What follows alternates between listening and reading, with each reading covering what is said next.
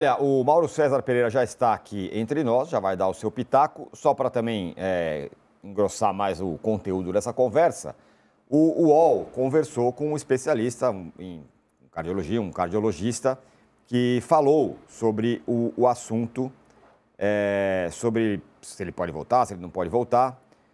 Vou ler aqui para vocês. É o doutor Alexandro Fagundes, ele é cardiologista e presidente da Sociedade Brasileira de Arritmias Cardíacas, para entender a condição do Oscar, e ele falou o seguinte: vai depender do tipo de arritmia detectado. Palavras dele. Um desmaio, uma síncope que acontece durante o esforço, geralmente é um sinal preocupante. É preocupante porque tem desmaios que podem ser problemas mais simples, de queda de pressão ou alguma arritmia benigna, disse ele. Daí ele completa. Mas um desmaio que acontece no pico do esforço, enquanto a pessoa está se exercitando forte, pode ser alguma arritmia mais grave que tenha risco de morte súbita e que precisa de algum tratamento de alta complexidade, como uma cirurgia, para colocar um marca-passo, um desfibrilador ou alguma ablação mais complexa. É o que diz o doutor Alexandro Fagundes, que é cardiologista e presidente da Sociedade Brasileira de Arritmias Cardíacas. Para entender esse caso do Oscar, claro que ele está falando em hipótese, ele não examinou o Oscar, que está lá no Einstein ainda, sob observação e também fazendo exames. Bom dia, Mauro César. É isso. Ontem a tarde foi agitada no São Paulo porque teve essa questão do Oscar e a gente estava falando como assuntos se misturam, né? O fato do Oscar em si, que vai decidir se vai parar ou não de jogar e tal, e a questão do São Paulo. O que o São Paulo vai fazer daqui para frente, o que poderá fazer, né? Eu acho que a decisão, bom dia a todos, fica como um jogador, né? Ele que vai definir o que vai fazer. Se fosse ele, faria uma seguinte pergunta para o médico, após todos os exames. O senhor me garante que eu posso jogar futebol sem correr risco algum? Se algum médico disser que sim, eu penso em continuar. Se o médico disser que não posso garantir, na situação dele, eu pararia de jogar. Eu pararia de jogar.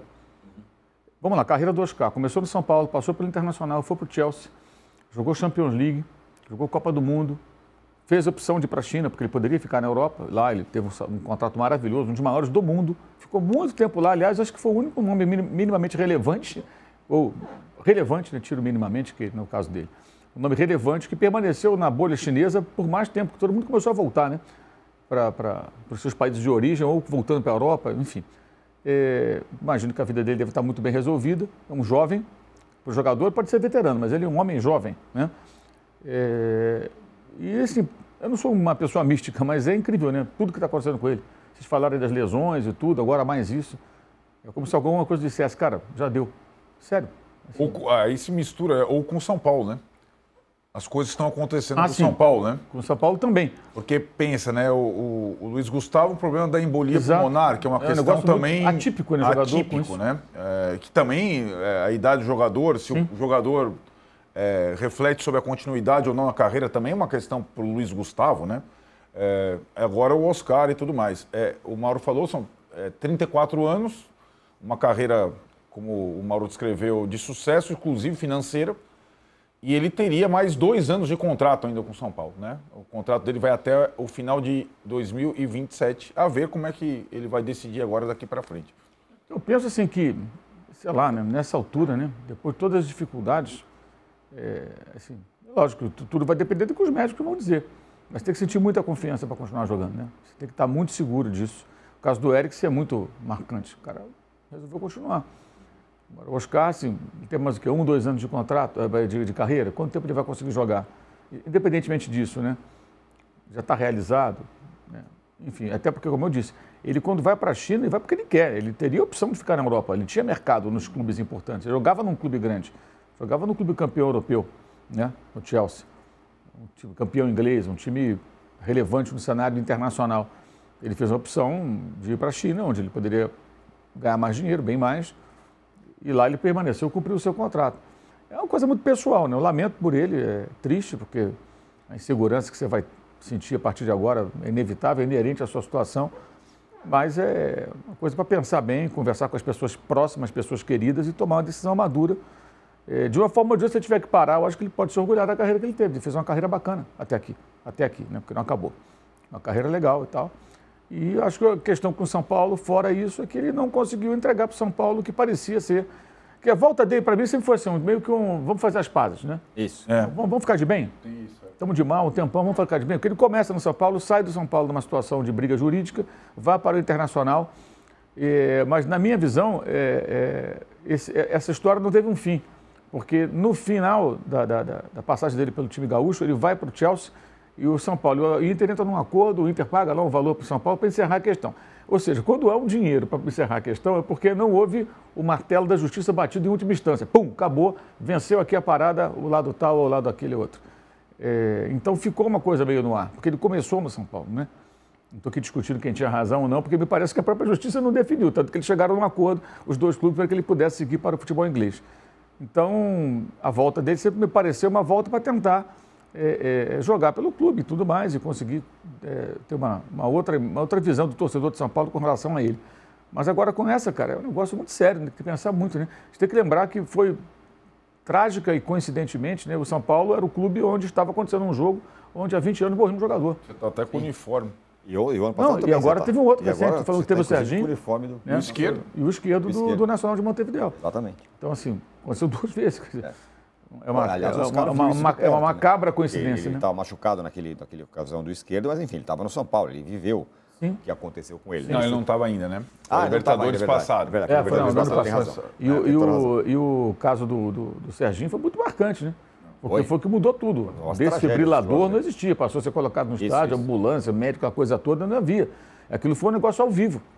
Foi praticamente uma morte ao vivo, tipo Ayrton Senna. É isso, entendeu? Exatamente. Foi um negócio muito terrível aquilo. A gente esquece, quem é mais jovem, foi há 20 anos, foi 2005, né? O jogo está rolando na televisão ali, todo mundo está assistindo o jogo, de repente o jogador passou mal, então o rapaz morreu. Morreu, opa, peraí, o que aconteceu? Não morreu, passou mal, morreu, um atleta. Foi um negócio muito, muito chocante aquilo. E já tem tanto tempo, né? E tanto tempo depois, 24 anos depois, aconteceu de novo. Né?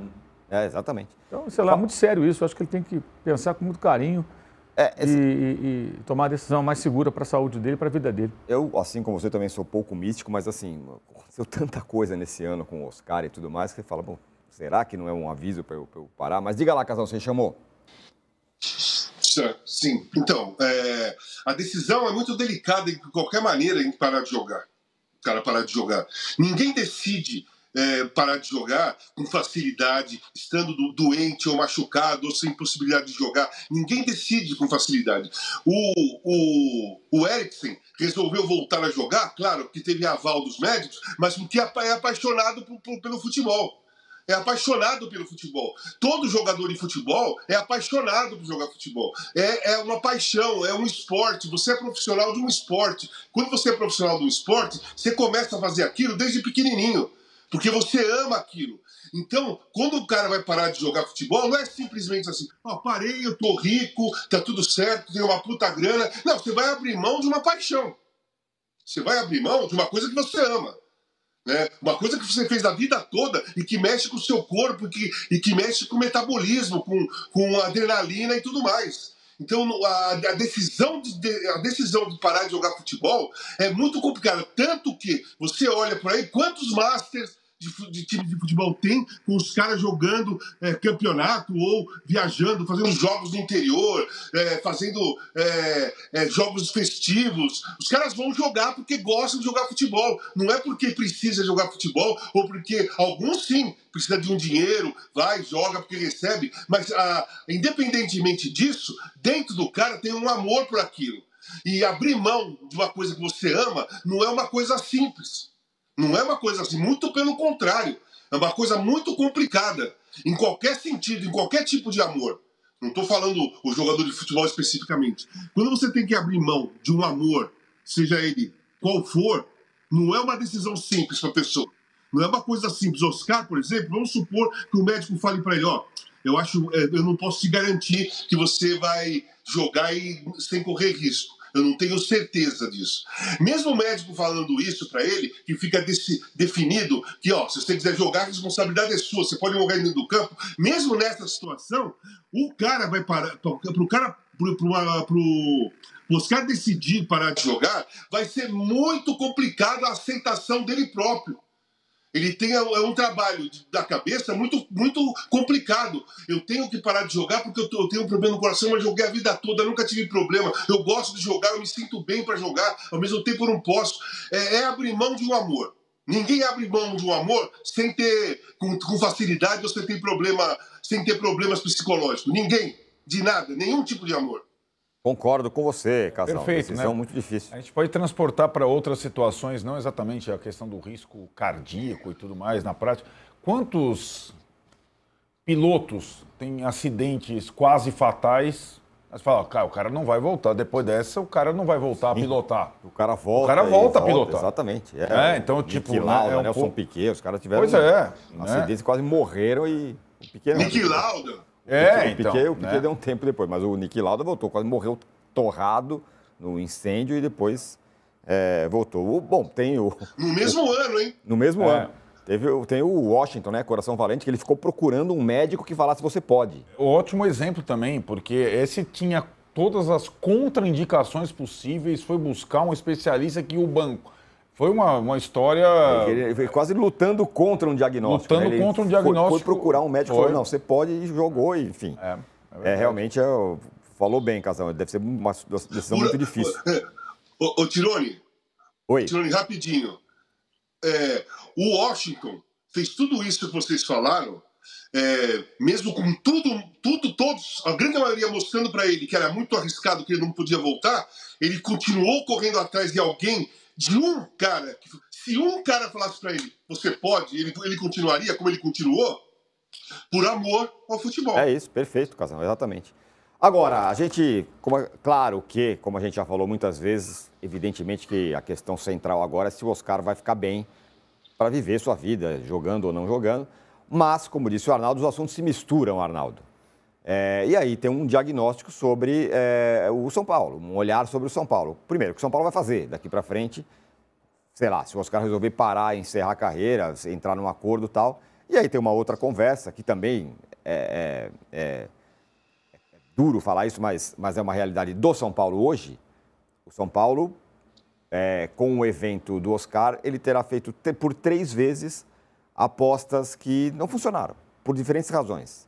Né? O Daniel Alves, que não era nem nessa administração, depois o Rames Rodrigues e agora o Oscar. Um jeito muito parecido, um jogador muito, muito grande, muito tal, com salário tal, que não funciona, né? Esse é um bom ponto. Essa gestão atual, né, ela é responsável pela contratação de 2 desses 3, né, o Rames e o Oscar, mais ou menos com a mesma ideia. Mais o Lucas, né? E mais o Lucas, mas o Rames e o Oscar mais ou menos com a mesma ideia de trazer um maestro ao time, um jogador experiente de uma categoria diferente para armar o time e tudo mais, independentemente da fase da carreira e da idade. Em relação ao Daniel Alves, essa mesma gestão ela foi responsável pelo distrato, né? O Daniel Alves abandonou o clube, né? O que acontece, eu acho que diferente desta vez, é que, evidentemente, no início desse ano, quando o São Paulo decide apertar minimamente os cintos e fazer uma reestruturação financeira, a contratação do Oscar não encaixava com esse momento, né? Então o São Paulo decidiu fazer um grande investimento num jogador, numa folha de pagamento que já era gorda. E agora o Oscar representa o maior salário dessa folha de pagamento, que não conseguiu ser cumprida, né, esse orçamento do futebol nessa temporada. Então, esportivamente, não deu certo, né? Ele não conseguiu jogar seguidamente, ele custou muito e é uma discussão sobre o São Paulo que vai também além do Oscar, né? Se você reparar, por que os assuntos se misturam? O São Paulo, nesse mesmo evento da federação, em que o Júlio Casares falou, confirmou a sua programação para 2026 falando em rejuvenescer o time. Porque, inclusive, o treinador fez o diagnóstico que o time do São Paulo é muito velho. A média de idade é muito alta. Então, por isso que as coisas se misturam tanto. Se o Oscar, vamos repetir, e vai partir dele, resolver parar de jogar futebol depois desse susto e tiver um entendimento com o São Paulo para a rescisão contratual dele, não sei em que termos, essa é uma outra discussão, né? O São Paulo pode ter aí uma oportunidade de reduzir a sua folha de pagamento investir em um ou outro jogador mais jovem, que para mim deveria ter sido essa a estratégia para esse ano, e tocar o projeto para o ano que vem com todas as dificuldades que vai ter.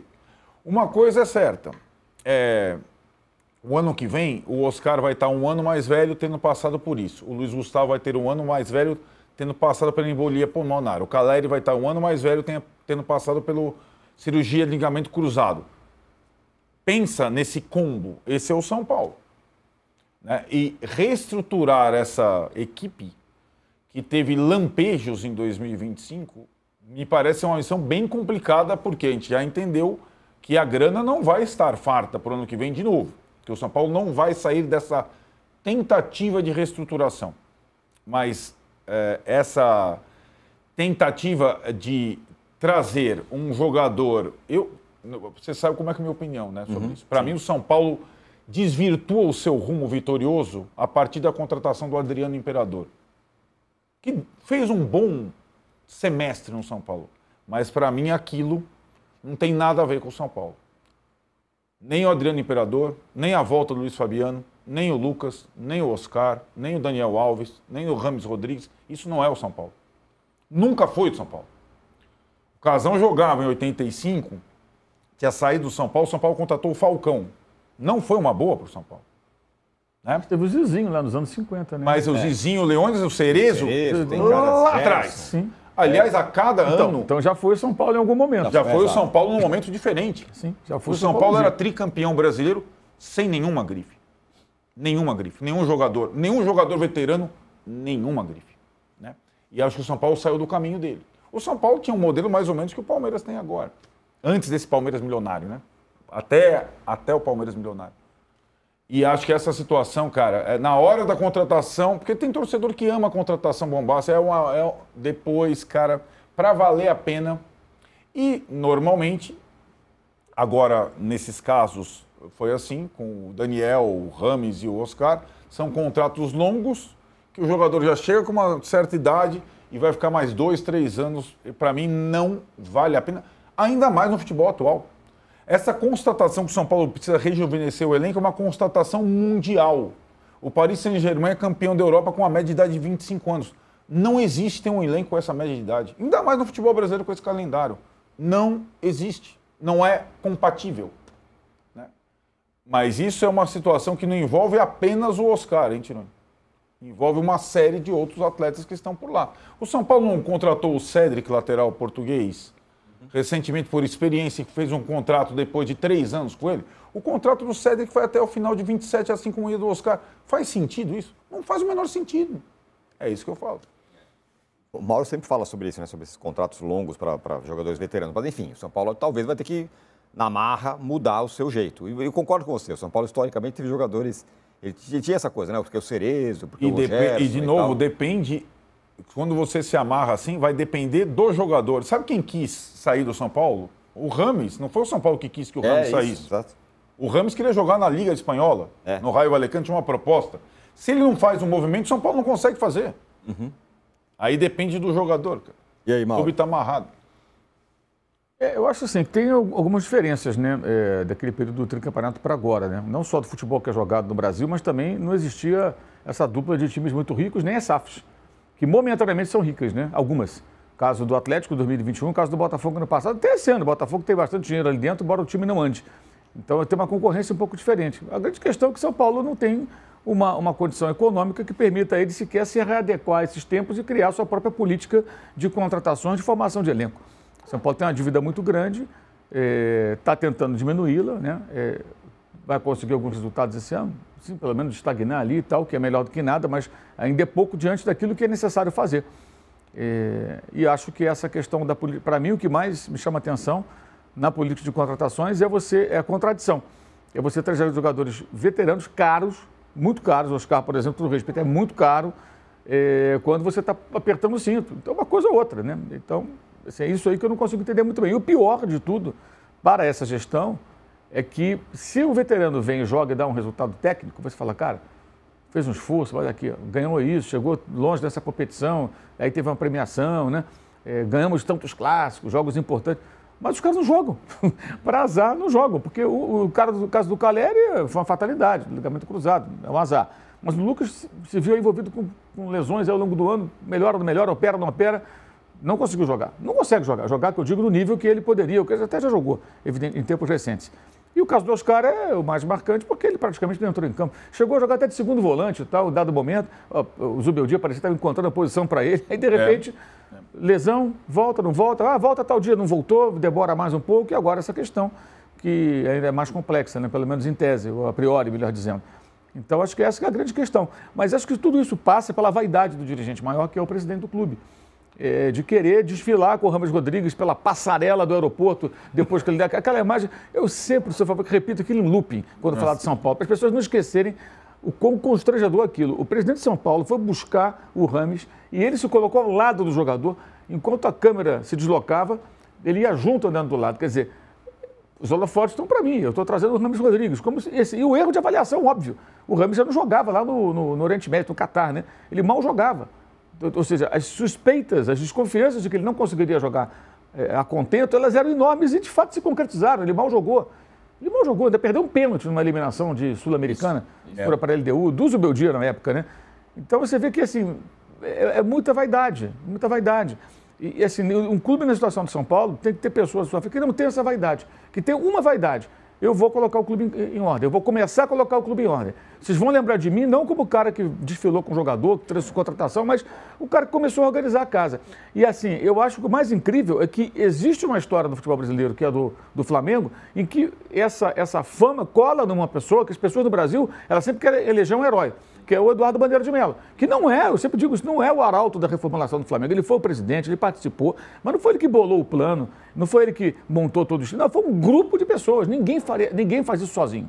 Como nem o Casares, nem ninguém vai salvar o São Paulo sozinho. O próprio Paulo Nobre do Palmeiras, ele bota dinheiro no Palmeiras, ele oxigena as finanças do clube, mas ele traz profissionais para reestruturar administrativamente o Palmeiras, para que o time possa andar. Não é assim, sozinho o cara chega lá, eu tenho dinheiro, não é assim. Você tem que colocar as pessoas certas nos lugares certos. Que aí o clube começa o quê? A cortar custos desnecessários, a mudar a sua política no dia a dia para o funcionamento das coisas. Porque clube de futebol, tradicionalmente, é uma estrutura inchada, com o cabide de emprego, com despesas que podem ser evitadas, e vai ficando, porque não sai do bolso de ninguém, né, cara? Então todo mundo vai distribuindo.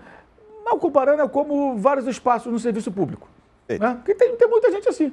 Pô, eu conheço uma história de rápido parênteses, aqui no interior de São Paulo. Amigos me contaram, e mostraram até a foto. O cara é um funcionário público, todo dia, quando faltam 5 minutos para as 5, ele está do lado do relógio de ponto. E o povo tira a foto e manda, e eu recebo, às vezes o colega manda e tal, né? O outro colega manda e eu acabo vendo. O cara o japonesinho está do lado do relógio de ponto. Todo dia, 5 para as 5, às vezes 10 para as 5, 15 para as 5. Ou seja, o cara para de trabalhar antes de acabar o horário. Como isso não sai do bolso de ninguém, gente, é do bolso do contribuinte. Isso tem muito. Não estou dizendo que todo funcionário público é assim, mas tem muito isso. Claro que tem. A gente sempre sabe que tem, né? Uma vez eu cheguei num banco estatal, há muito tempo, fui pagar um boleto, aquela época eu tinha que ir no banco pagar o boleto, banco bombando, né? Os caixas todos almoçando, tinha 2 funcionando. Aí uma delas, uma que chegou e botou a plaquinha, vou almoçar, vai deixar um só. Não, mas tá hora do meu almoço. Não dá para esperar o colega do lado aqui voltar do almoço para você sair. O banco está bombando na hora do almoço. Todo mundo tem que voltar. É a hora que todo mundo pode. Pegou e foi embora. Se fosse um banco privado, talvez não fizesse isso. Não estou aqui defendendo que tem que ser privado. Só estou mostrando que isso é um pouco da cultura que existe. Existe essa cultura. Eu sei que vai ter um monte de gente me xingando agora, mas é o que eu penso. É o que eu penso ao longo de 62 anos vendo isso da minha vida. Mas o clube de futebol é parecido. Porque você tem os gestores e você não é o dono, não sai do seu bolso. Então, para você mudar isso, tem que mudar o quê? Pessoas estrategicamente têm que ser colocadas em certas funções. O comandante, o presidente, ele tem que ter uma preocupação de realmente não ter essa vaidade. E no São Paulo, o que não falta é vaidade, gente. Aí é difícil. Nossa, assim, alguém duvida, tem mais um ano do presidente Casares, né? Alguém duvida de que ano que vem ele vai trazer um outro nome bombástico?